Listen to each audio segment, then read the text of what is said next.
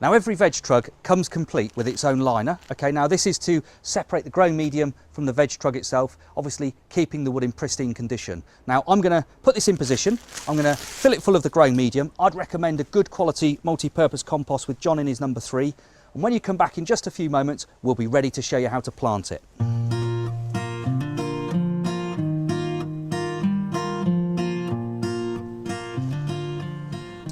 Okay, now I've repositioned the Vegtrug, which was obviously running left to right as you're looking at it when we were constructing it. The reason I've done that is because this fits better with my garden. I can get behind it still, of course, so I can access both sides of it. It's taking up the minimum amount of space for me, but of course the biggest consideration is once it's full of this growing medium, it would be much more difficult to move. So ensure that you've got it exactly where you want it before you've actually filled it full of the growing medium, ready to plant up.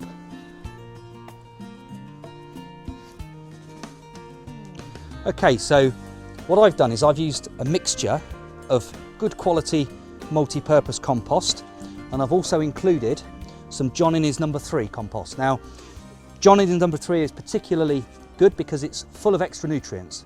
That's why it's used by so many gardeners, particularly for long-term plantings. And because we want this to last for several seasons and have lots of goodness within it, that's why we've done that. So this is now perfect, absolutely perfect for planting each of the vegetables and salads that I've got planned here. So I've got cabbages, I've got winter cabbages in fact, we've got some curly kale, we've got some spring onions, and we've got some lettuce which is going to be ready to crop in around about a month or so's time.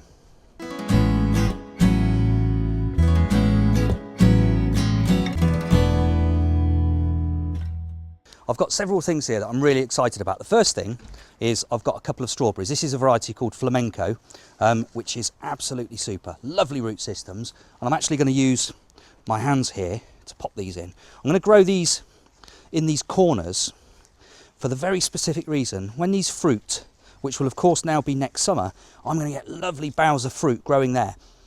Now I'm going to leave the liner in position. Of course, you can either tuck it down to hide it or you can trim it off to suit yourselves. I'm going to leave it in position because I think it will just give the wood a little bit more protection, and of course the plants will in general cover over that surface anyway. So I'm going to be picking probably 4 pounds, maybe 5 pounds of strawberries from those 2 plants next year. Another plant which I'm really excited about is this Australian mint. It's an edible mint that you can use for your new potatoes and all sorts of other things, but it's from Australia, so gorgeous. And look at that root system, absolutely amazing. I'm going to pop this up this corner out here. Okay, in she goes.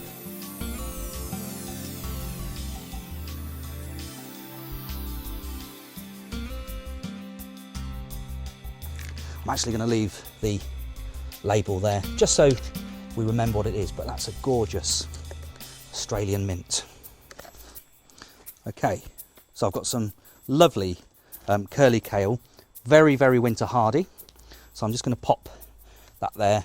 This is a cut and come again vegetable, so you literally can pull off a few leaves as you need it. So literally just 3 or 4 plants is as much as an average household would need to give them, you know, a good regular picking there. And goes number 2. For this particular item, I'm just going to put 3 plants because I think that's just about the right enough amount for me and the family.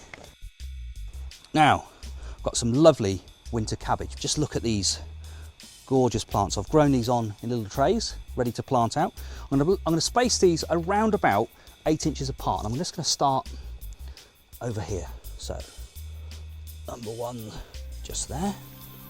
And of course, winter cabbage grows really well at this time of year. It's particularly hardy and it's ideally suited to this type of system. Number 2. I'm going to do a nice row of this all the way along the front here.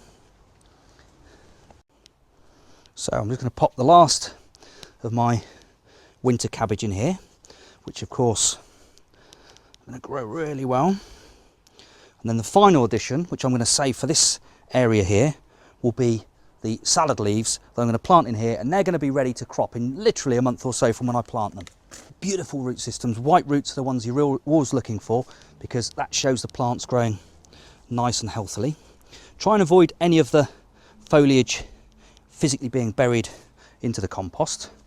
So just lift the foliage out like that. So I've deliberately picked a mixture of green-leaved varieties and the red-leaved varieties, because that means when I have a salad I can have a mixture of those two different colours.